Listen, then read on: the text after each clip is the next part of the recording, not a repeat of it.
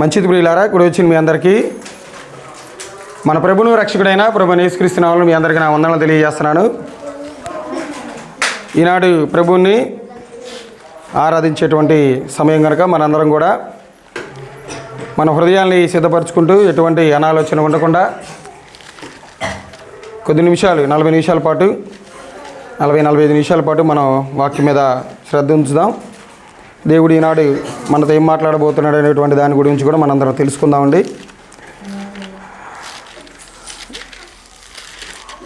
ఒక మాట చదువుకుందాం. మీకా గ్రంథం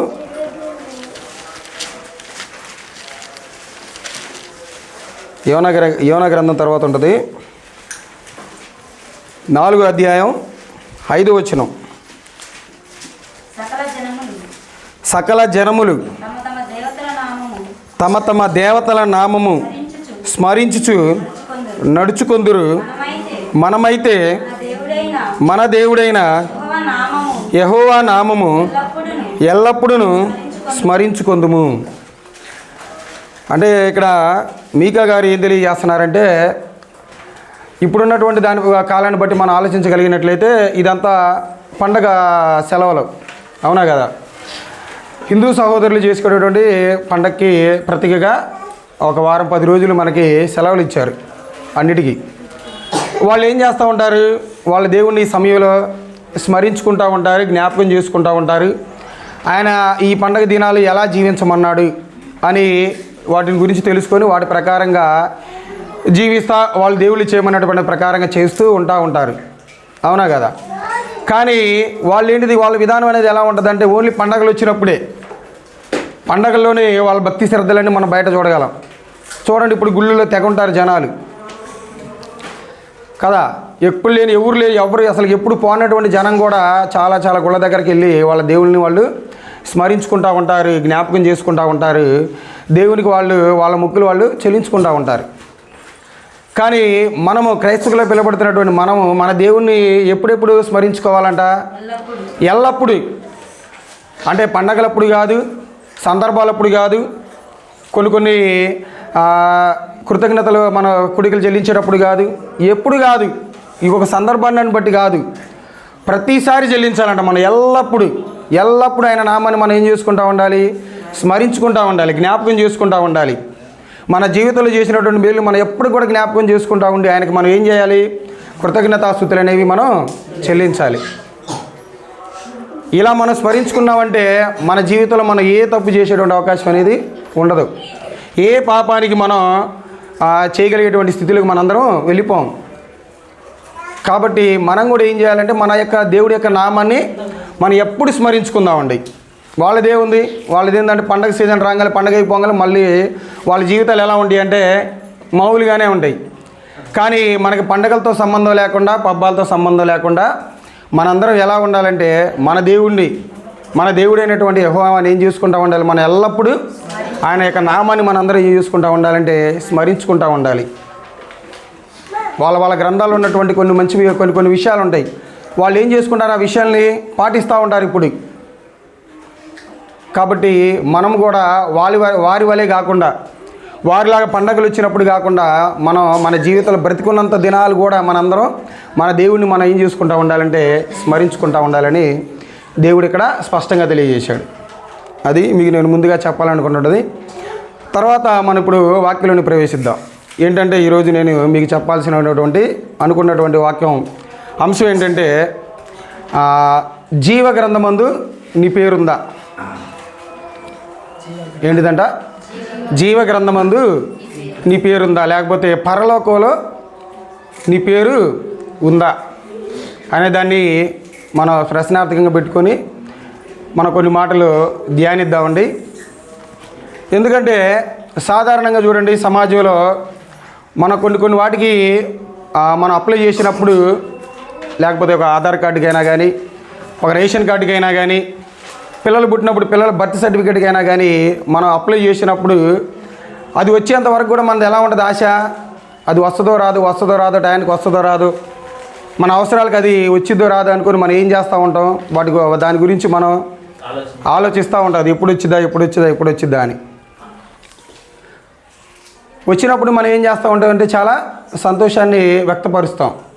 అంతేకండి, ఇప్పుడు చిన్నపిల్లలు కూడా ఏదైనా ఎగ్జామ్ రాశారనుకోండి, ఎగ్జామ్ రాసిన తర్వాత ఇంక కొన్ని దినాల్లో ఆ రిజల్ట్స్ వస్తాయి అనగా వాళ్ళ హృదయాలు ఎలా ఉంటుంది, వాళ్ళ మనసు ఎలా ఉంటుంది, కలవరపడతా ఉంటుంది. వామ్మ నేను పాస్ అవుతానో లేదో, నా పేరు ఉంటుందో లేదో, దాంట్లో ఏమైనా మిగులుతాయో లేదో. అలాగే మొన్న ఎలక్షన్లు అయిపోయినాయి కదా రీసెంట్గానే. మన ఎలక్షన్లు కూడా మనకి ఎలక్షన్ ముందుగా ఒక లిస్ట్ వదులుతారు. లిస్ట్ వదిలినప్పుడు మనం ఏం చేసుకుంటాం, ఆ లిస్టులో మన పేరు ఉందో లేదో అని మనం ఏం చేసుకుంటూ ఉంటాం, వాటిని వెతుక్కుంటూ ఉంటాం. ఒకవేళ రాకపోయిన దానికి ఏం చేస్తాం, ఎమ్మటే గాబరపడిపోతాం. అమ్ము నా పేరు లేదు, మరి ఎట్టా నాకు వచ్చే 2000 3000 రావేమో, పేరుంటే నాకు ఇచ్చేది డబ్బులు అని ఏం చేస్తూ ఉంటామంటే చాలా హైరాణ పడుతూ ఉంటాం, చాలా గాబర పడుతూ ఉంటాం. కానీ ఆ పేర్లన్నీ కూడా ఈ భూలోకంలో ఉన్నంత వరకు మాత్రమే అవి సంతోషాన్ని కలిగజేస్తాయి. కానీ ఈ లోకాన్ని వదిలిపెట్టి వెళ్ళిన తర్వాత ఆ పేరు ఉన్నా ఒకటే, లేకపోయినా ఒకటే. అవునా కదా?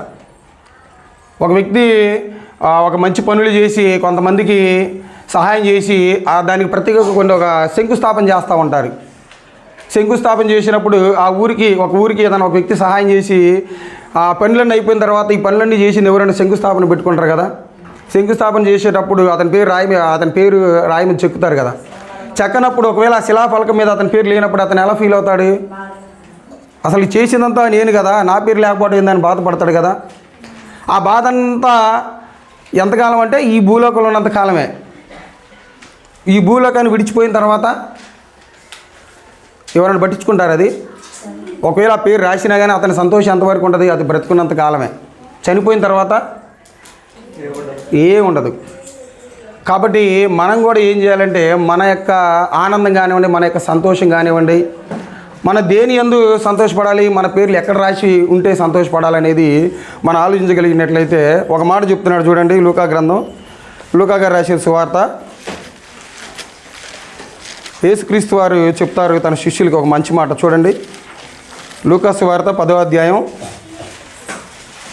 17వ వచనం. లూకా సువార్త 10వ అధ్యాయం 17వ వచనం. అదేనమ్మా. ఆ 70 మంది శిష్యులు సంతోషముతో తిరిగి వచ్చి, ప్రభువా, దెయ్యములు కూడా నీ నామము వలన మాకు లోబడుచున్నవని చెప్పగా, ఇప్పుడు ఏమన్నాడంటే ఇక్కడ ఏం జరుగుతుందంటే 70 మంది శిష్యుల్ని క్రీస్తు వారు పరిచర్య కోసం పంపిస్తాడు. పరిచర్య కోసం పంపించినప్పుడు వాళ్ళు ఏం చేస్తారంటే, వాళ్ళకి దేవుడు క్రీస్తు వారు అంతా అధికారాలు ఇస్తాడు. ఇచ్చినప్పుడు వాళ్ళు ఏం చేస్తూ ఉంటారు, వాళ్ళకి ఆ జనాంగంలో ఉన్నటువంటి వ్యక్తుల యొక్క మానసిక స్థితిని తెలుసుకుని వాళ్ళకు ఉన్నటువంటి రోగాలను కానివ్వండి, వాళ్ళకి పట్టినటువంటి ఆ దయ్యాలను కానివ్వండి ఏం చేస్తూ ఉంటారు, స్వస్థపరుస్తూ ఉంటారు. ఆ దెయ్యాలుగా వాటన్నిటిని ఏం చేస్తూ ఉంటారు, వాళ్ళు పాటలు తోడతారు, వాళ్ళ జీవితాల్లో సంతోషాన్ని కలిగజేస్తారు. ఇప్పుడు వీళ్ళు దేన్ని బట్టి సంతోషపడతారంటే, ఆ 70 మంది దేన్ని బట్టి, వాళ్ళు చేసిన ఈయన నామాన్ని చెప్పగానే వాళ్ళ ఆ స్త్రీల ఆ జనాల్లో ఉన్నటువంటి బలహీనత పోతుంది. యేసు నామంలో ఈమెకు ఉన్నటువంటి ఆ యొక్క దెయ్యములు వదులుగా కానీ చెప్పగా ఏమైపోతున్నారు, స్వస్థపడుతున్నారు వాళ్ళందరూ. దీన్ని బట్టి వాళ్ళు ఏం చేస్తున్నారంటే చాలా సంతోషపడుతూ ఉన్నారు. చాలా సంతోషపడుతున్నటువంటి సమయంలో ఆ యొక్క సంతోషకరమైనటువంటి విషయాన్ని ఎవరితో వచ్చి పంచుకుంటారు, క్రీస్తు వారితో వచ్చి పంచుకుంటారు. ఏమని పంచుకుంటారు చూడండి ఒకసారి. ఆ 70 మంది శిష్యులు సంతోషంతో తిరిగి వచ్చి, ప్రభువా, దెయ్యములు కూడా నీ నామము వలన మాకు లోబడుచున్నాయంట. ఎందుకంటే అప్పుడు కాలంలో రోమా సామ్రాజ్యం పరిపాలిస్తున్నటువంటి కాలంలో ఆ రోమర సామ్రాజ్యాన్ని దేవుడు దేంతో పోల్చాడంటే ఒక ఉక్కుతో పోల్చాడు, ఒక ఇనుముతో పోల్చాడు. అంత గట్టి సామ్రాజ్యం. అక్కడ ఉన్నటువంటి సామ్రాజ్యంలో ఉన్నటువంటి ప్రజలు కూడా అప్పటి కాలంలో ఉన్నటువంటి ఆ యొక్క దెయ్యం పట్టినటువంటి వాళ్ళని చూసి భయపడుతూ ఉండేవాళ్ళంట. అలాంటి సమయంలో కూడా వాళ్ళు ఏం చేస్తూ వచ్చారు, ఆ శిష్యులు వాళ్ళు కలిగినటువంటి వాటిని, వాళ్ళకు ఉన్నటువంటి శక్తిని బట్టి వాళ్ళకు ఉన్నటువంటి ఆ బలహీనతలను తీసివేసి రంగాలు ఏం జరిగింది చూడండి. చదవండి. దాంతోను ఆయన సాతాను మెరుపు వలె ఆకాశం నుండి పడుడు చూచి తిని, ఇదిగో పాములను తేళ్లను త్రొక్కుటకును శత్రువు బలమంతటి మీదను మీకు అధికారం అనుగ్రహించి ఉన్నాను, ఏది మీకు ఎంత మాత్రము హాని చేయదు. ఇది ఇంపార్టెంట్. 20వ వచనం చూడండి. అయినను దెయ్యములు మీకు లోబడుచున్నవని సంతోషింపక మీ పేరులు పరలోకమందు వ్రాయబడి ఉన్నవని సంతోషించుడని వారితో చెప్పాను. అంటే వీరు దేన్ని బట్టి సంతోషించాలి, దేన్ని బట్టి వీళ్ళు ఆ దేవుడి యొక్క నామాన్ని గణపరచాలంటే దేన్ని బట్టి దెయ్యాలు వదిలేయని మీరు సంతోషపడమాకండి. అది పెద్ద విషయం కాదు. నేను మీకు ఇచ్చాను కాబట్టి మీరు చేయగలుగుతున్నారు. మీరు దేన్ని బట్టి సంతోషించాలో తెలుసా? దేన్ని బట్టి సంతోషించాలంట వాళ్ళు? నీ పేర్లు ఎక్కడ రాయబడ్డాయో తెలుసా? పరలోకమందు రాయబడ్డాయి. ఆ రాయబడిన పేర్లు బట్టి మీరు ఏం చేయాలంటే సంతోషించాలి. ఈ లోకంలో మనకి ఒక లోనికి అప్లై చేస్తే మన పేరు దాంట్లో రాలేదని మనం చింతించకూడదు. ఏదైనా మనకు దానికి అప్లై చేసినప్పుడు మన పేరు అది రాకపోతే మనం చింతించకూడదు. ఇప్పుడు ఒకసారి రాకపోతే ఇంకోసారి అప్లై చేస్తే వచ్చిద్దాము. కానీ ఈ పరలోకంలో ఉన్నటువంటి మన పేర్లు కూడా ఏం చేస్తాయి అంటే పరలోకంలో లెక్కించబడతాయి. ఆ లెక్కించబడినటువంటి పేరుని బట్టి దేవుడి నామాన్ని మనం ఏం చేస్తూ ఉండాలంటే మనం మహిమపరుస్తూ ఉండాలి. ఎందుకంటే పరలోకంలో కానివ్వండి, జీవగ్రంథంలో కానివ్వండి, మన పేరు లిఖించబడడం అనేది చాలా ప్రాముఖ్యమైనటువంటి విషయం, చాలా గొప్పదైనటువంటి విషయం. ఎందుకంటే ఆ గ్రంథంలో మన పేరు లిఖించబడితేనే మనం చనిపోయిన తర్వాత మన ఆత్మ అనేది ఎక్కడికి వెళ్తుందంటే దేవుని సన్నిధానానికి వెళ్తుంది. ఒకవేళ పేరు లిఖించబడలేదనుకో మనం ఎక్కడికి వెళ్తామంటే ఎక్కడికి వెళ్తాం అనేది మనం చూడగలిగితే పాతాళ లోకానికే వెళ్తాం. ఎందుకంటే జీవగ్రంథంలో మన పేరు ఉండటం అనేది చాలా ప్రాముఖ్యమైనటువంటి విషయం. అసలు ఏంటి ఈ జీవగ్రంథం? ఈ జీవగ్రంథాన్ని ఎవరు రాశారు, ఎవరు రాస్తారు? అసలు ఈ జీవగ్రంథంలో ఉంటే మనకు లాభం ఏంటి? ఆ జీవగ్రంథంలో మన పేరుంటే లాభం ఏంటి? ఆ జీవగ్రంథంలో పేరుండటం వల్ల వచ్చేటువంటి మనకేంటి లాభం అనేది మనం చూసుకోగలిగినట్లయితే, ముందుగా అసలు ఈ జీవగ్రంథంలో పరలోకంలో మన పేరు లేకపోతే వచ్చేటువంటి నష్టాన్ని చూద్దాం. ముందు నష్టాన్ని చూసి తర్వాత లాభానికి వెళ్దాం. సరేనా? చూద్దామండి ఒకసారి ప్రకటన గ్రంథం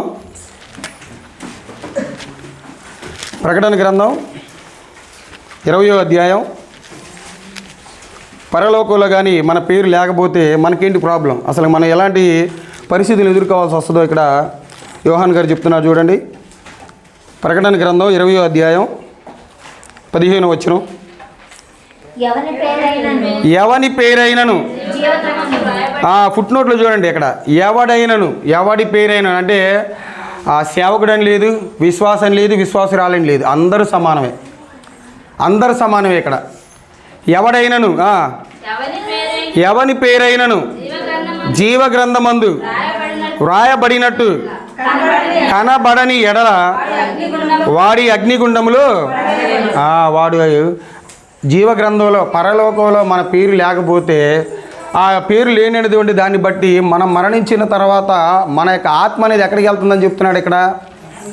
అగ్నిగుండంలోకి వెళ్తుంది. అగ్నిగుండం అంటే ఏంటిది? నరకమేగా. ఆ యొక్క జీవగ్రంథమందు మన పేరు అనేది లేకపోతే మనం ఎక్కడికి వెళ్తామని చెప్తున్నాడు ఇక్కడ? అగ్నిగుండంలోకి వెళ్తామంట, నరకంలోకి వెళ్తామంట. నరకంలో ఏముంటుంది? సంతోషంగా ఉంటుంది, ఇలా ఆనందంగా ఉంటుందా? ఇలా మన తల్లితో పడేటువంటి సంతోషం ఉంటుందా? ఇక్కడ పడినట్టుగా మన యొక్క కొడుకు కూతురుతో పడేటువంటి సంతోషం ఉంటుందా? అక్కడ మన రక్త సంబంధికులతో మన చూసేటువంటి ఆనందం అక్కడ ఉండదా అంటే ఉండదు. అక్కడ ఏముంటుంది?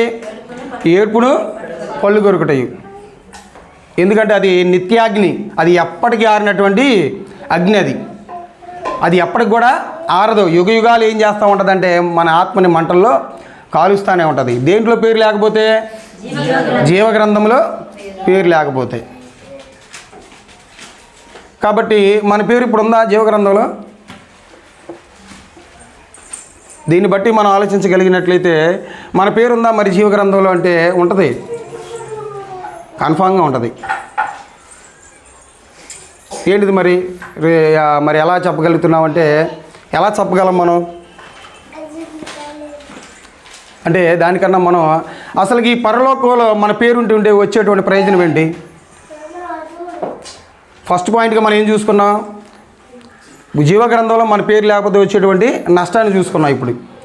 ఇప్పుడు నష్టం తర్వాత మనం ఏం చూసుకుందామంటే వచ్చేటువంటి ప్రయోజనం ఏంటి, జీవగ్రంథంలో మన పేరుంటే వచ్చేటువంటి ప్రయోజనం ఏంటి కూడా చూసుకుందాం. చూడండి ఒకసారి ఇదే ప్రకటన గ్రంథం 21వ అధ్యాయం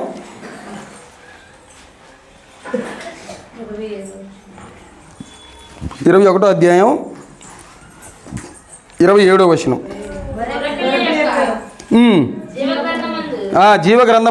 జీవగ్రంథమందు రాయబడిన వారే దానిలో ప్రవేశింతురు గాని నిషిద్ధమైనదేదైనను అసహ్యమైనదేదైనను అబద్ధమైన దానిని జరిగించువాడైనను దానిలోనికి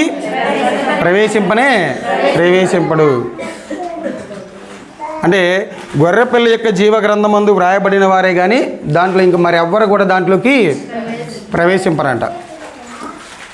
కానీ అలా ప్రవేశించాలంటే ఉండాల్సినటువంటి క్వాలిటీస్ కూడా చెప్తున్నాడు కింద. ఏమని చెప్తున్నాడు చూడండి అక్కడ 3వ లైన్లో, నిషిద్ధమైనది ఏదైనాను. అంటే మన జీవితంలో దేవుడికి నిషిద్ధమైనది ఏమైనా ఉన్నాయంటే అవన్నీ కూడా మనం పెట్టుకుని మన పరలోకంలో వెళ్తామంటే వెళ్ళలేము. నిషిద్ధమైనది ఏంటిది, దేవునికి నచ్చనిదే. మనలో ఒకవేళ ఉందనుకోండి, అలాంటి వీక్నెస్ కలిగి మనం జీవిస్తూ ఉన్నాం అనుకోండి, అలా మన పరలోకానికి వెళ్తామంటే వెళ్ళలేం. ఇంకేం చెప్తున్నాడు కింద, ఇంకొకటి అసహ్యమైనది పెట్టుకున్నా కానీ మనం పరలోకానికి మన పేరు అనేది లెక్కించబడదంట. దేవునికి అసహ్యమైనవి కూడా ఉన్నాయి కొన్ని. ఒక లిస్ట్ కూడా ఇచ్చాడు దేవునికి. ఏడుదా లిస్టు తెలుసా మనందరికీ? ఈ ప్రకటన గ్రంథంలోనే ఉంటుంది అనుకుంటా.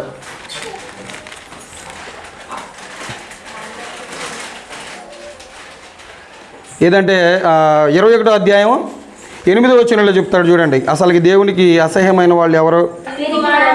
పిరికివారును, అవిశ్వాసులను, అసహ్యులను, నరహంతకులను, వ్యభిచారులను, మాంత్రికులను, విగ్రహారాధికులను, అబద్ధికులందరూ అగ్ని గంధకములతో మండు గుండములో పాలు పొందుదురు. ఇలాంటి క్వాలిటీస్ కలిగిన వాళ్ళే అసహ్యమైన వాళ్ళు. దేవుని దృష్టిలో అసహ్యమైన వాళ్ళు వీళ్ళే. ఇలాంటి లక్షణాలు కలిగి జీవించామంటే ఉపయోగం అనేది లేదు. కాబట్టి దీన్ని బట్టి మనం ఏం ఆలోచించాలంటే, జీవగ్రంథంలో మన పేరు లేకపోతే వచ్చేటువంటి నష్టం ఏంటిదంటే మనం అందరం అగ్నిగుండంలో పడతాం. కలిగి ఉంటే వచ్చేటువంటి ప్రయోజనం ఏంటిదంటే మన దేవుడు పరలోకాన్ని అందిస్తానంటున్నాడు. కానీ ఎలాంటి క్వాలిటీస్ కలిగి ఉంటే వెళ్ళం మనం? నిషిద్ధమైనది ఉండకూడదు, అసహ్యమైనది ఉండకూడదు, అబద్ధమైన దానిని కూడా జరిగించేవాడంట. అబద్ధాన్ని జరిగించేవాడు, అబద్ధాన్ని ఎంకరేజ్ చేసేవాళ్ళు. పేరుకు మాత్రమే క్రైస్తవుడు, కానీ నోరు తెరిస్తే అబద్ధాలే, నోరు తెరిస్తే బూతులే, నోరు తెరిస్తే కపటపు మాటలే. ఇలా లోకాన్ని ప్రేమించుకుంటూ వచ్చేటువంటి వ్యక్తి ఎలా ఉంటాడంటే అసహ్యాన్ని కలిగించే వ్యక్తిగానే ఉంటాడు దేవునికి. మనుషులు అతని వ్యక్తి సంతోషపరిచినా కానీ దేవుడి దృష్టిలో ఎలా ఉంటాడంటే అతను నిషిద్ధమైన వ్యక్తిగానే ఉంటాడు, అసహ్యమైన వ్యక్తిగానే ఉంటాడు. కాబట్టి ఇలాంటి వ్యక్తి దాంట్లో పాల్గొంటాడంటే పాల్గొనడు. ఇలాంటి లేకుండా క్వాలిటీస్ వ్యక్తి, ఇలాంటి లేనిటువంటి వ్యక్తే దేవుడు ఆ పరలోకంలో జీవగ్రంథమందు వాడి పేరు రాయబడుతుంది. మరి ఎప్పుడు రాయబడుతుంది ఇతని యొక్క జీవగ్రంథంలో అతని పేరు? 3వదిగా మనం చూసుకున్నట్లయితే ఎప్పుడు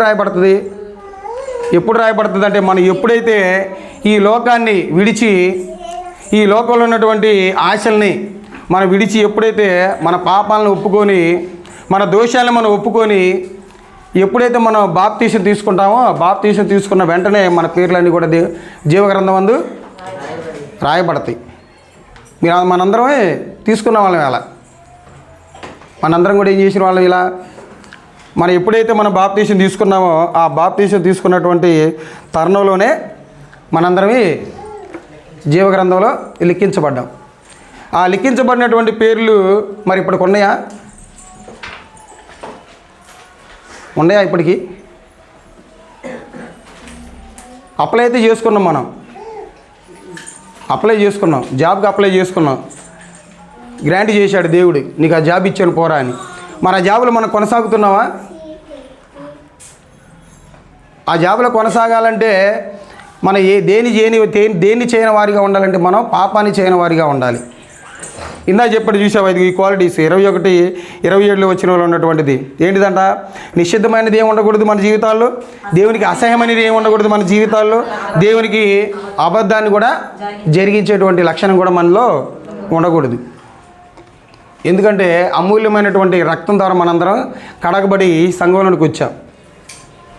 ఎవరు చేయలేనటువంటి ప్రాణత్యాగాన్ని క్రీస్తు వారు మన కోసం చేసి ఈ రకంగా మనకు ఒక మంచి ఆరోగ్యాన్ని ఆయుష్నిచ్చి ఒక సంఘంలో దేనికి మనం పాత్రులుగా అనేటువంటి వ్యక్తులుగా పిలువబడుతున్నటువంటి సమయంలో మనల్ని నీతిమంతులుగా తీర్చాడు. దేన్ని బట్టి నీతిమంతులుగా తీర్చాడు? మనల్ని మన క్రియలను బట్టి మనం నీతిమంతులుగా తీర్చబడ్డామా? కాదు. మన ఉద్దేశాలను బట్టి మనం నీతిమంతులుగా తీర్చబడ్డామా? కాదు. మన ప్రవర్తన బట్టి మనం నీతిమంతులుగా తీర్చబడ్డామా అంటే లేదు. నీతిమంతుడు లేడు, ఒకడును లేడు అన్నాడు కదా. మరి దేన్ని బట్టి మనం నీతిమంతులుగా పిలువబడుతున్నామంటే ఆయన యొక్క రక్తం ద్వారా మనందరమే కడగబడినాం కాబట్టి. అలా కడగబడి సంఘంలో మనం కొనసాగుతున్నాం కాబట్టి మనందరమే నీతిమంతులుగా మనం పిలువబడుతున్నాం. నీతిమంతుడు అనేటువంటిది ఒక ట్యాగ్ ఇచ్చాడు క్రైస్తవుడికి. ఆ ట్యాగ్ని కొనసాగిస్తూ ఉంటే మన పేరు అనేది ఆ జీవగ్రంథంలో ఉంటుంది. ఒకవేళ దాన్ని మరిచిపోయి మనం జీవిస్తున్నాం అనుకో, మనం చాలా ప్రమాదాలు పడేటువంటి అవకాశం కూడా ఉంటుంది. దానికి సంబంధించిన ఒక మాట కూడా చూసుకుందాం. చూడండి ఒకసారి ప్రకటన గ్రంథం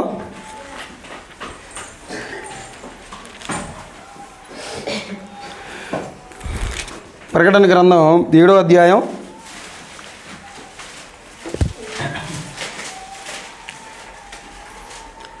14వ వచనం. అందుకు నేను అయ్యా నీకేమి తెలియననగా అతడు ఇలాగ నాతో చెప్పెను, వీరు మహాశ్రమల నుండి వచ్చిన వారు గొర్రెపిల్ల రక్తములో తమ వస్త్రములను ఉదుకుకొని వాటిని తెలుపు చేసుకొని వచ్చాం. ఇది కూడా మనం చేసుకొని వచ్చిన వాళ్ళమేగా. మన జీవితాలని అంటే వస్త్రములు అంటే ఏంటిది? ఇక్కడ వస్త్రములు అంటే మనం ధరించేటువంటి ఇవి కాదు. వస్త్రములు అంటే ఏంటిది? జీవితాలు. మన జీవితాలను ఏం చేసుకున్నామంటే ఇంతకుముందు శ్రమలే కదా మనం పడింది, ఇంతకుముందు బాధలే కదా మనం అనుభవించింది. అది మనకు సంతోషంగా అనిపించినా కానీ దేవుడి దృష్టిలో అదేంటిది? ఎందుకురా వీళ్ళు ఇంత శ్రమ పడుతున్నారు, ఇంత ప్రయాసపడుతున్నారని. ఆ శ్రమల నుంచి, ఆ అనుభూతుల నుంచి మనం ఎక్కడికి వచ్చాం? ఇప్పుడు సంఘంలోనికి వచ్చాం. మనం మన యొక్క జీవితాలని గొర్రెపిల్ల రక్తం అందు కడుక్కున్నాం. కడుక్కున్న తర్వాత ఏమన్నాడు అక్కడ? గొర్రెపిల్ల రక్తములో తమ వస్త్రములను ఉదుకుకొని వాటిని తెలుపు చేసుకున్నాం. అంతకుముందు వరకు మన జీవితం అంతా నలుపు. మన జీవితం అంతా ఏంటిదంటే పాపముతో, క్రూరమైనటువంటి జీవితంతో ఉంది, పాపాలతో నిండిపోయి ఉంది, వేదనలతో నిండిపోయి ఉంది. అలాంటి జీవితాన్ని మనం వదిలేసుకొని మన వస్త్రాలన్నింటినీ, మన జీవితాలన్నింటినీ మనం ఏం చేసుకున్నామంటే ఈ యొక్క దేన్ని చేసుకున్నాం? ఈ యొక్క రక్తంలో మనందరమే తెలుపు చేసుకున్నాం.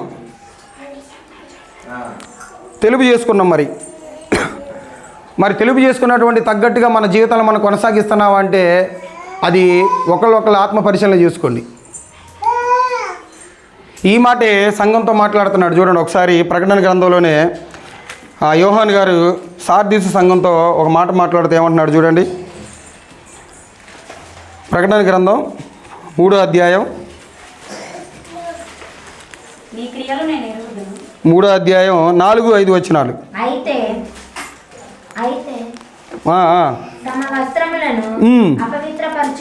అపవిత్రపరుచుకొనని కొనినా కాదు కొనని సార్దీసులో నీ యొద్ద ఉన్నారు. వారు అర్హులు గనుక తెల్లని వస్త్రములు ధరించుకొని నాతో కూడా సంచరించెదరు. జయించువాడు అలాగున తెల్లని వస్త్రములు ధరించుకొనును. ఆ జీవ గ్రంథములో నుండి అతని పేరెంత మాత్రమును తుడుపు పెట్టగా నా తండ్రి ఎదుట ఆయన దూత ఎదుటను అతని పేరు ఒప్పుకొందును.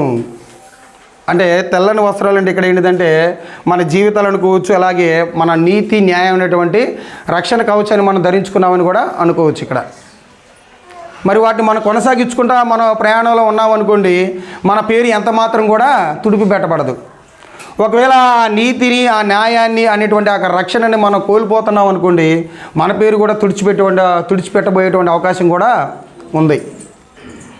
అంతే కదండి. ఇప్పుడు మనం ఏదైనా పని కుదుర్చుకున్నాం అనుకోని, కుదుర్చుకొని ఇంటికి వచ్చిన తర్వాత పనికి వెళ్ళకపోతే ఏం చేస్తాడు? వేరే వాళ్ళని తీసుకుంటాడుగా. స్కూల్లో పిల్లల్ని చేర్పించాం, పంపించకపోతే డబ్బులు వేస్ట్. పంపించకపోతే ఏం చేస్తారు? పేరుని తీసేస్తారు కదా. అవునా కదా? ఏదైనా జాబ్ మనకు సెలెక్ట్ అయ్యాం, జాబ్కి వెళ్ళకపోతే చూసి చూసి చూసి ఏం చేస్తాడు? వేరే వాళ్ళకి ఇచ్చేస్తాడు, అసలు ఆ పేరుని తీసేస్తాడు. ఎందుకంటే ఎందుకయ్యా నువ్వు నా దగ్గర నువ్వు పని కుదుర్చుకున్నావు కదా, మరి వస్తానని నాకు నమ్మకం చెప్పావు కదా, మరి నువ్వు రేపటి నుంచి పనిలో రాకపోతే ఎట్టా? ఈ పని ఎవరు తీసుకెళ్ళాలి ముందుకి? ఈ పని ఎవరు చేయాలి అని ఏం చేస్తాడంటే చూసినంతకాలం చూసి చూసి ఆ పేరుని తీసేస్తాడు. ఎందుకు పనికిరాలే అని. దేవుడు కూడా అంతే. మన వస్త్రాలని మనం ఇంకా తెల్లగా పరుచుకోకపోతే, తెల్లగా చేసుకోకపోతే మన పేర్లు కూడా జీవగ్రంథంలో నుంచి తీసేటువంటి అవకాశం ఉంటుంది. లోకంలో ఉన్న వాళ్ళే ఒక కంపెనీకి ఒక వ్యక్తి రాకపోతే తీసేస్తున్నప్పుడు దేవుడు కూడా ఆ పేరుకి తగ్గట్టుగా మన బ్రతుకనేది ఈ భూలోకంలో మనం జీవించకపోయామనుకోండి, ఏం చేస్తాడు? దేవుడు కూడా పేరు తీసేస్తాడు కన్ఫామ్గా. తీసేసిన తర్వాత ప్రకటన గ్రంథంలో చెప్తున్నట్టుగా తీసేస్తే మనం ఎక్కడ ఉంటాం? మనం అగ్నిగుండంలో ఉంటాం. మరి ఎలాంటి జీవితాన్ని మనం కావాలని కోరుకుంటున్నాం? జీవగ్రంథంలో మన పేరు ఉండే విధంగా మన జీవితాన్ని కొనసాగిద్దామా? లేకపోతే నాకెందుకులే ఈ జీవితం, ఇన్ని కండిషన్లతో నేను బ్రతకాల్సిన అవసరం లేదని వదిలేసుకుని ఉన్నాం అనుకోండి, నువ్వు చనిపోయిన తర్వాత, మనందరం చనిపోయిన తర్వాత ఎక్కడికి వెళ్తాం? మనం అగ్నిగుండంలోకి. ఆ తెల్లని వస్త్రాలను నువ్వు తెలుపుగా నీ మరణంత వరకు నువ్వు కొనసాగించుకుంటా వస్తే బాగానే ఉంటుంది. ఎప్పుడైతే నా బట్టలకు నువ్వు మురికి పట్టించుకున్నావు అనుకో, నీ బట్టలకు పట్టించుకున్నట్టుగా నీ మురికిని నీ బట్టలకు పట్టించుకున్నావు అనుకో, అదేమైపోయింది? మాసిపోయింది. అంటే భౌతికంగా కనపడుతున్నటువంటి బట్టల గురించి చెప్తున్నా నేను. కాబట్టి జీవగ్రంథంలో మన పేరు నిలబడాలంటే మన వస్త్రాలు ఎలా ఉండాలంటే తెలుపు చేసుకొని ఉండాలి. ఆనాడు సార్దీసు సంఘంలో కూడా కొంతమంది వాళ్ళ వస్త్రాలని చెరుపు కొనలేదంట. వాళ్ళు చెరుపు కొనకుండా ఏం చేసుకుంటా ఉన్నారు? తెల్లగానే ఉంచుకున్నారు వాళ్ళ జీవితాలని. నీతిని కొనసాగిస్తానే వచ్చారు, న్యాయాన్ని కొనసాగిస్తానే వచ్చారు. వాళ్ళ జీవితాలు నిషిద్ధమైనది ఏది కూడా లేదు, అసహ్యమైనది ఏది కూడా లేదు, అబద్ధమైనది ఏది కూడా వాళ్ళ జీవితాల్లో లేదు. లేకపోవటాన్ని బట్టి దేవుడు ఏం చేస్తున్నాడంటే వాళ్ళ పేర్లు నేను తుడిపోయానయ్యా, వాళ్ళ పేర్లు నేను తుడిపోయాను. ఇలాంటి క్వాలిటీస్ కలిగి ఉంటేనే మన పేరు కూడా మన దేవుడు రాసినటువంటి జీవగ్రంథంలో ఉంటుంది. ఒకవేళ ఇలాంటి క్వాలిటీస్ లేకుండా మనం జీవిస్తే మాత్రం కన్ఫామ్గా మన ఆత్మ ఎక్కడ పోయిద్దని చెప్తున్నాడంటే నరకానికే, అగ్నిగుండంలోనే. రాసి పెట్టినటువంటి పేరు అనేది కన్ఫామ్గా తుడిచిపెట్టబోయేటువంటి అవకాశం కూడా ఉంటుంది. మరి తుడిచిపెట్టిపోయే అవకాశం అనేది ఈ బైబిల్ గ్రంథంలో ఎవరికైనా జరిగిందా అంటే జరిగింది. వాళ్ళ పేర్లు కూడా దేవుడు లిఖించాడు. లిఖించిన తర్వాత ఏం చేశాడంటే వాళ్ళ జీవితాలను బట్టి దేవుడికి నచ్చకపోయేసరికి తీసివేశాడు. చూద్దాం ఆ వచనం కూడా చూడండి ఒకసారి. నిర్గమకాండం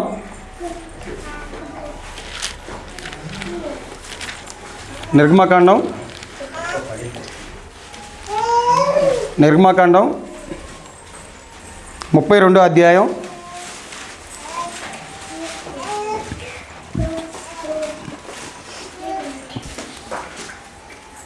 32వ అధ్యాయం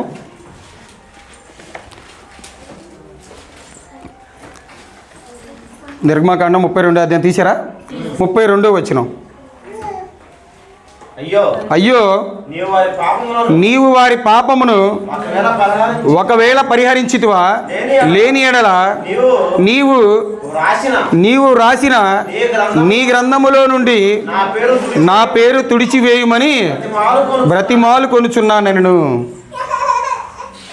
అంటే ఏమన్నాడు ఇక్కడ ఏం జరిగింది? ఐగుప్తు నుంచి దేవుడు వాళ్ళని విడిపించుకుంటూ వస్తాడు కదా. విడిపించుకొని వచ్చిన తర్వాత వాళ్ళు ఏం చేస్తారు? దేవునికి నచ్చని విధంగా జీవిస్తూ ఉంటారు. దేవునికి కోపం తెప్పించే విధంగా వాళ్ళ జీవితాలు మారిపోతున్నప్పుడు దేవునికి మహాకోపం వస్తుంది. కోపం వచ్చినప్పుడు దేవుడు ఏం చేస్తారంటే వాళ్ళని నేను సంహరిస్తానయ్యా. వాళ్ళు బుద్ధి మార్చుకోలేదయ్యా, వాళ్ళ జీవితాలను అలానే కొనసాగించుకుంటూ వస్తున్నారు. ఐగుప్తులు ఎలాగైతే తెచ్చారో ఇక్కడ కూడా అలానే వాళ్ళు జీవిస్తూ ఉన్నారు. ఐగుప్తులో ఉన్నటువంటి ఎలాంటి అలవాట్లు కొనసాగించారో ఇక్కడ కూడా వాళ్ళ అలవాట్లు ఏం చేసుకుంటూ వచ్చారు? వాళ్ళు కొనసాగించుకుంటానే వచ్చారు. కొనసాగించుకొని దేవునికి చీదర బుట్టించారు. వాళ్ళు చీదర బుట్టించి నేను వచ్చానంటే మాత్రం వాళ్ళని చంపేస్తాను, నా గ్రంథంలో నుంచి కూడా వాళ్ళ పేర్లు తీసివేస్తానని చెప్పాడు. తీసివేస్తానని చెప్పినప్పుడు ఏం చెప్పాడంటే ఇక్కడ మోషే గారు ఏమన్నాడు, అయ్యా అంత పేరు అసలుకి అంత నువ్వు ఇలా వాళ్ళని చంపేస్తే నీకు వచ్చినటువంటి నీ ఘనత పోయిద్దాయా? నువ్వు ఎలా చూసుకున్నావు తెలుసుగా వాళ్ళని. పగలు ఏం పెట్టే వాళ్ళకి మేఘస్తంభాన్ని పెట్టా, ఎండలో నడిస్తే నా బిడ్డలు ఏమన్నా కమిలిపోతారేమోనని. రాత్రి చలి పుట్టిద్దేమోనని వాళ్ళకి ఏం పెట్టావు నువ్వు, పైన అగ్నిస్తంభాన్ని పెట్టావు. వాళ్ళు వేసుకున్న చెప్పులు అరిగిపోలేదు, వాళ్ళు వేసుకున్నటువంటి బట్టలు కూడా మాసిపోలేదు. అంత బాగా చూసుకున్నావు వాళ్ళని నువ్వు. మరి వాళ్ళందరూ నువ్వు సంహరించావంటే నీ పేరు పోయిద్ది నాయన. అంత గొప్ప మహాశ్రమ వాళ్ళు కలిగించే బదులు ఆ శ్రమ ఏందో నాకు కలిగించాయా అన్నాడు మోషే గారు. ఒకవేళ అవకాశం ఉంటే నా పేరు తీసేయా నీ గ్రంథంలో అన్నాడు. దేవుడు ఆయన చెప్పిన విధంగా నచ్చకపోతే అంత కోపపడతాడు.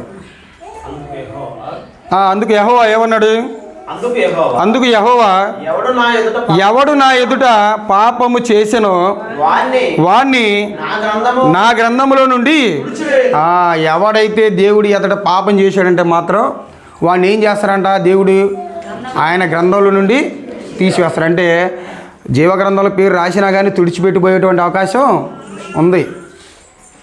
దేని చేస్తే తుడిచిపెట్టవచ్చు అంటున్నాడు దేవుడు, పాపం చేస్తే మాత్రం కన్ఫామ్గా ఏం చేస్తున్నాడు అన్నాడు, ఆయన యొక్క గ్రంథంలో నుంచి దేవుడు తుడిచివేస్తాడంట. ఆనాడు ఇశ్రాయేల్ ప్రజలను కూడా ఏం చేశారంటే, మోషే గారు మాట విన్నాడు అంటే ఇంట్లో దేవుడు ఒక పరిణితి ఉంటుంది, ఒక బ్యాలెన్సింగ్ ఉంటుంది, ఎంతవరకు వీళ్ళని క్షమించాలనేది. ఆయన యొక్క క్షమించేటువంటి ఆ యొక్క ఓపికను కూడా దేవుడు ఇశ్రాయేల్ ప్రజలు ఏం చేశారంటే మితిమీరిపోయారు. ఇంకా మితిమీరిపోయి చేసేసరికి ఇంకా ఆయనకి దేవుడు మనుషుల మాట వింటాడంటే వినడు. మోషే గారి మాట అక్కడ విన్నాడంటే వినలా, సంహరించేశాడు అక్కడ. ఆయన ఎదుట ఎవరైతే పాపం చేశారో వాళ్ళందరినీ ఏం చేశాడు, సంహరించేశాడు. ఆయన రాసుకున్నటువంటి గ్రంథాల నుంచి వాళ్ళ పేర్లు తుడిచివేశాడు.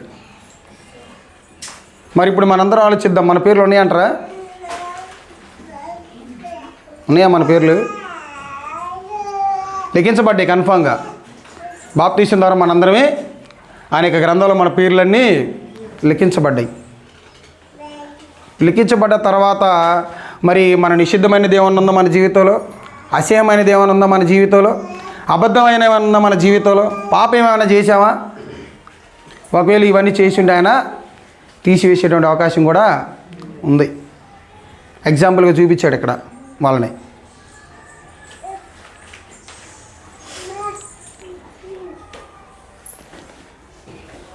ఒకవేళ తీసివేయకుండా ఉండాలంటే మనం ఏం చేయాలి?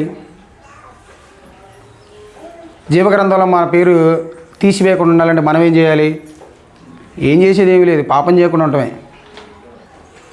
దేవుడి ఎదుట నీతిమంతుడిగా యథార్థపరుడిగా ఉండటమే, సంఘ కార్యక్రమాల్లో పాల్గొనటమే, సంఘానికి సహాయం చేసే వాటిలో ఉండటమే, సువార్త పనిలో మనం ముందుకు వెళ్తూ ఉండటమే. దాని గురించి మాట్లాడతాడు చూడండి ఒకసారి.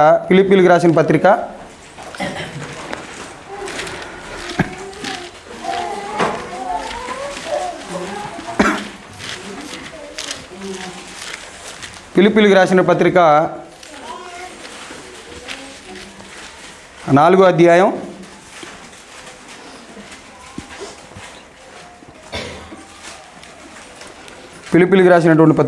4వ అధ్యాయం 3వ వచనం. అవును, నిజమైన సహకారి ఆ స్త్రీలు క్లెమెంతుతోనూ నా ఇతర సహకారులతోనూ సువార్త పనిలో నాతో కూడా ప్రయాసపడిన వారు గనుక వారికి సహాయము చేయమని నిన్ను వేడుకొనుచున్నాను. ఆ సహకారుల పేర్లు జీవగ్రంథమందు వ్రాయబడి ఉన్నవి. అంటే జీవగ్రంథమందు మన పేరు తీసివేయకుండా ఉండాలంటే మనం కూడా పాపం చేయకుండా ఉండాలి, పరిశుద్ధంగా జీవించాలి, నీతిమంతులుగా ఉండాలి, యథార్థవంతులుగా ఉండాలి, నిషిద్ధమైనది ఏవి ఉండకూడదు, అబద్ధం ఆడకూడదు, అసహ్యమైనటువంటి కార్యాలు మన జీవితంలో మనం జరిగించకూడదు. ఇంకా మనం ఏం చేయాలంటే ఈ సువార్త పనిలో కూడా మనం పాల్గొనాలి, ఈ సువార్త పనిలో సహాయం చేసుకుంటూ రావాలి అని పౌలు గారు ఇక్కడ చెప్పుకుంటూ వచ్చాడు. ఎలా సహాయం చేసినటువంటి వాళ్ళ పేర్లు అనేవి జీవగ్రంథంలో లిఖించబడ్డాయి, వాళ్ళ పేర్లు తుడిచిపెట్టబడవు అని పౌలు గారు మాట్లాడుతున్నాడు. ఎవరితో అక్కడ ఎవరంట సహాయం చేస్తుంది? పురుషులు కాదు, స్త్రీలు.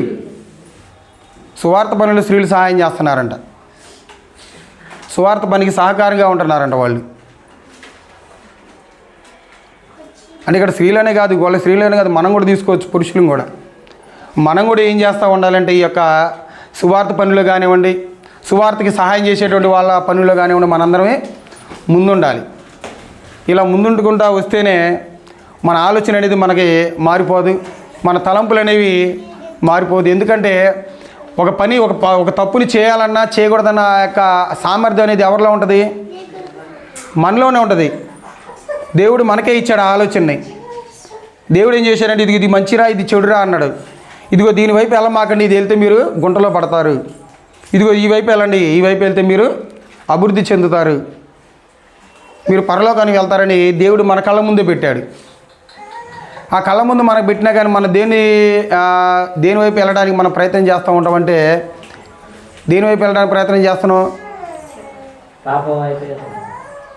అలా వెళ్ళామనుకుంటే ఎక్కడ పడతాం? గుంటలో పడతాం. కాబట్టి ఆలోచించుకుంటూ ఉండాలి మనం కూడా చాలా జాగ్రత్తగా. మన ఇలాంటి లక్షణాలు కలిగి ఉన్నావా లేదా మనం? మన జీవగ్రంథంలో మన పేరును పోగొట్టుకునేటువంటి స్థితిలో ఉన్నావా లేదా మనం అనేది కూడా మనం జ్ఞాపకం చేసుకుంటూ ఉండాలి. ఇంకొక మాట కూడా చూసుకుందాం. కీర్తనల గ్రంథం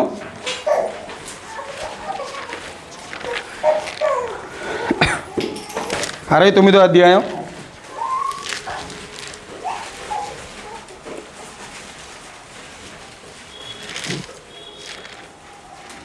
69వ అధ్యాయం 28వ వచనం. జీవగ్రంథములో నుండి వారి పేరును తుడుపు పెట్టుము, నీతిమంతుల పట్టీలో వారి పేర్లు రాయకము. అంటే పైన వాళ్ళ గురించి, ఇశ్రాయేలు గురించి చెప్పుకుంటూ వచ్చి వాళ్ళు చేసినటువంటి దోషాలను బట్టి, వాళ్ళు చేసినటువంటి అతిక్రమములను బట్టి, వారు చేసినటువంటి నేరాలను బట్టి అక్కడ దావీదు గారు కీర్తన రాస్తూ ఉంటాడు. ఇలాంటి వ్యక్తుల పేర్లు నీ జీవగ్రంథం అంది ఎందుకు తుడిపోయే వాళ్ళ పేర్లు? నీకు ఎప్పటికప్పుడు వాళ్ళు ఏం చేస్తూ ఉన్నారని నీ అపకీర్తిని తీసుకొచ్చేటువంటి వ్యక్తులుగానే ఉన్నారు. వాళ్ళ జీవితాలు మార్చుకోవట్లా, వాళ్ళ వస్త్రాలను వాళ్ళు ఏం చేసుకోవట్లేదు, కడుక్కోవట్లా. వాళ్ళ వస్త్రాలను వాళ్ళు తెలుపు చేసుకున్నారే కానీ దాన్ని ఏం చేసుకుంటా ఉన్నారంటే వాళ్ళు దాన్ని ఇంకా కొనసాగించుకోవట్లా. ఆ యొక్క తెలుపును వాళ్ళు కొనసాగించుకోవట్లా. వాళ్ళ జీవితాలను మార్చుకోవట్లేదు, వాళ్ళు అలానే ఉన్నారు. అంతే కదండి. ఇప్పుడు కంపెనీలో ఒక వ్యక్తి మనల్ని జాబ్కి తీసుకున్నప్పుడు వాడు చెప్పినట్టుగా చేయాలా, మనం చెప్పినట్టుగా చేయాలా? వాళ్ళు చెప్పినట్టుగానే చేయాలి. వాడు చెప్పినట్టు కాకుండా నా ఇష్టానుసారంగా నేను ఎలా పడితే అలా జీవిస్తానంటే 10ంటికి రమ్మన్నప్పుడు నువ్వు 11ంటికి పోతే ఎలా ఉంటాడు? ఉంచుతాడా? చూస్తాడు 2-3 సార్లు హెచ్చరిస్తాడు. 4-5వ సారి ఇంక నువ్వు రావద్దులే అబ్బాయి అని రిజిగ్నేషన్ లెటర్ రాసి పంపిస్తాడు. దేవుడు కూడా అంతే. దేవుడు కూడా ఒక గొప్ప పనిని మనకి అప్పగించాడు. మనందరం జాబులోకి వచ్చిన బాప్తీసం ద్వారా ఇదంతా ఒక జాబు, మనందరం పని చేయాలి. ఆ పని చేసేటప్పుడు ఎన్నో పరిస్థితులు మనందరం ఎదుర్కొంటూ ఉన్నాం. ఆ ఎదుర్కొన్నటువంటి పరిస్థితులు మనం ఏం చేసుకుంటూ ఉండాలంటే జయించుకుంటూ రావాలి. ఆ పనిని నెరవేర్చేటువంటి వారిలాగా ఉండాలి. నేను పని చేయలేని మళ్ళీ వెనక్కి వెళ్ళామనుకో ఏమైపోతాం? పనిలో నుంచి తీసేసేటువంటి అవకాశం ఉంటుంది. జీవగ్రంథంలోని పేరుని తీసేసేటువంటి అవకాశం ఉంటుంది. ఆనాడు దావీదు గారు కూడా ఇలానే కోరుకుంటున్నాడు. నీ పనిని ఎవరైతే, నీ జాబ్ని ఎవరైతే సంపూర్తి చేయలేదో, నీకు నచ్చకుండా ఎవరైతే జీవిస్తున్నారో వాళ్ళనే తీసేయి, వాళ్ళ పేర్లని జీవగ్రంథంలో రాయమాకు అని చెప్పుకుంటూ వచ్చాడు. ఇంకొక మాట చూసుకుందాం చివరిగా. ప్రకటన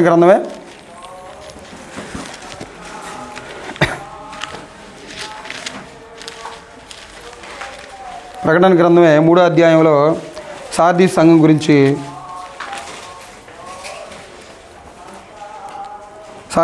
సంఘం గురించి చూసుకుందాం ఒకసారి.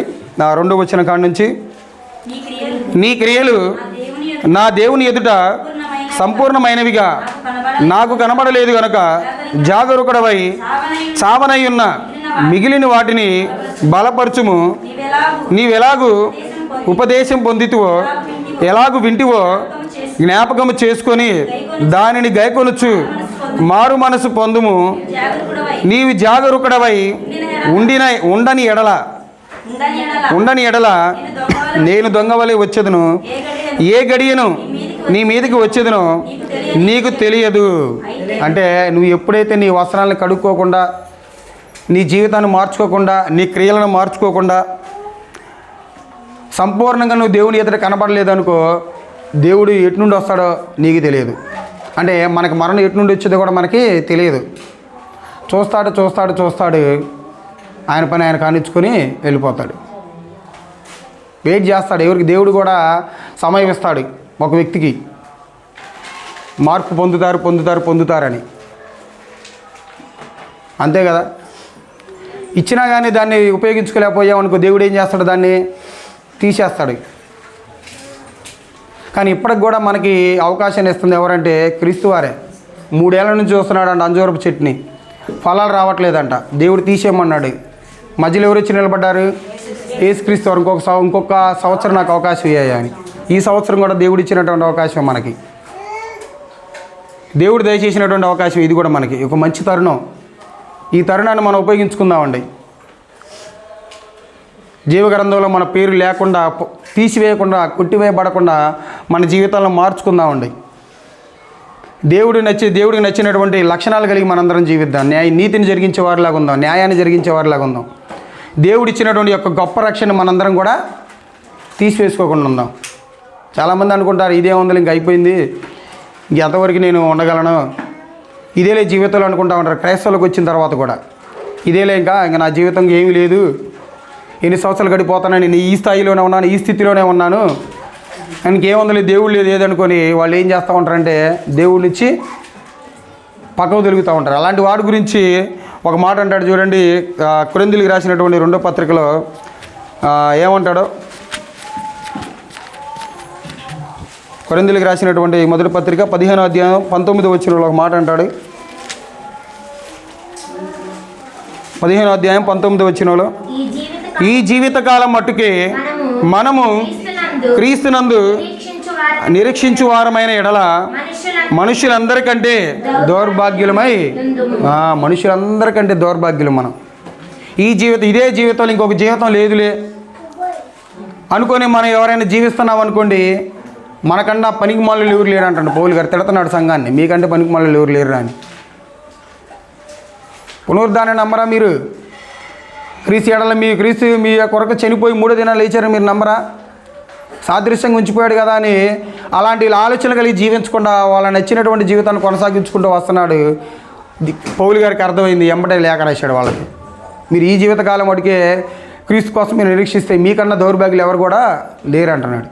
ఇంకో జీవితం ఉంది మీకు చనిపోయిన తర్వాత. కాబట్టి మన జీవితాలు అనేవి దేవునిలో ఎలా ఉన్నాయి అనేది మనం ఎప్పటికప్పుడు జ్ఞాపకం చేసుకుంటూ ఉండాలి. ఒక మంచి తరుణాన్ని ఇచ్చాడు దేవుడు మనకి, ఎవరికి ఇవ్వలేనటువంటి మంచి అవకాశాన్ని ఇచ్చాడు దేవుడు మనకి. దేనికోసం వాడుకున్నాం ఆ సమయాన్ని? మన పనులు చేసుకోవాలి, మన కుటుంబాన్ని మనం సంరక్షించుకోవాలి, మన బిడ్డలు మనం చూసుకుంటూ ఉండాలి. దేవుని కూడా మనం ఏం చేసుకుంటూ ఉండాలి? మరొక జ్ఞాపకం చేసుకుంటూ ఉండాలి. చూడండి ఇప్పుడు ఎంత భక్తి శ్రద్ధలతో ఉంటారో అన్యులు, మామూలు భక్తి శ్రద్ధలతో ఉంటారు వాళ్ళు. ఈ 10 రోజులు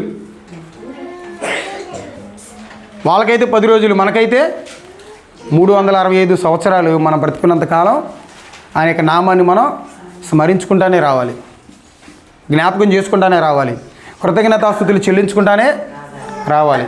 ఇలా జీవించకుండా ఇదేలే లోకం, దీని తర్వాత ఏమి లేదులే, దేవుడు లేడు ఏమి లేదు అని దేవుళ్ళకి వచ్చినా కానీ మనం వేషధారణ కలిగి ఉన్నామంటే దేవుడు ఏం చెప్తున్నాడంటే ఎక్కడ పోతామని చెప్తున్నాడు? నీకు అగ్నిగుండంలోకే వెళ్తామంటున్నాడు, నిత్య నరకాగ్నిలోకి నువ్వు వెళ్తామంటున్నాడు. ఆనాటి కాలంలో ధనవంతుడికి లాజర్ కూడా జరిగింది అదే కదా. ఏం చేశాడు ఆయన? నరకానికి పోయి వేడుకుంటున్నాడు ఆయన్ని. ఒక చుక్క నీరు కోసం వేడుకుంటున్నాడు. అయ్యా నాకు సంబంధించినటువంటి సహోదరులు ఒక 5గురు ఉన్నారు, వారి కోసం మోషే గారిని పంపించే స్పీకర్గా. మోషే గారు ఏమైనా చెప్తారేమో వాళ్ళకి, వాళ్ళు ఏమన్నా చెప్తే మారుతారేమో. ఒకవేళ నన్ను పంపి నేనేమన్నా చెప్తాను వాళ్ళకి. ఇలా ఎంత వేడుకున్నా కానీ లాభం ఉంటుందా అంటే అక్కడ ఉండదు. నువ్వు ఎలా జీవిస్తే, దేవునికి నచ్చని విధంగా నువ్వు జీవిస్తే. కాబట్టి చాలా జాగ్రత్తగా మన జీవితాలు మనందరమే కట్టుకుంటూ ఉండాలి. జీవగ్రంథంలో ఉందో లేదనేది మనల్ని మనం స్వపరిశీలన చేసుకొని ఒకవేళ తీసివేసేటువంటి తరుణంలోకి మనం ఏమైనా పడిపోతున్నాయేమో జ్ఞాపకం చేసుకుంటూ ఆ పేరుని నిలబెట్టుకునేటువంటి వ్యక్తులుగా మనందరం ప్రయత్నం చేయాలని, మనందరం కూడా దేవుళ్ళో ఇలా సుఖ సంతోషాలతో వర్ధిల్లాలని మనస్ఫూర్తిగా కోరుకుంటూ దేవుడు దయచేసినటువంటి యొక్క గొప్ప రక్షణ మనందరం కూడా ఎవరం కూడా నిర్లక్ష్యం చేసుకోకుండా చాలా జాగ్రత్తగా దేవుని యందు భయభక్తులు కలిగి మనందరం జీవించాలని మనస్ఫూర్తిగా కోరుకుంటూ నా మాటలు ముగిస్తున్నాను. మీ అందరికీ నా హృదయపూర్వక వందనాలు.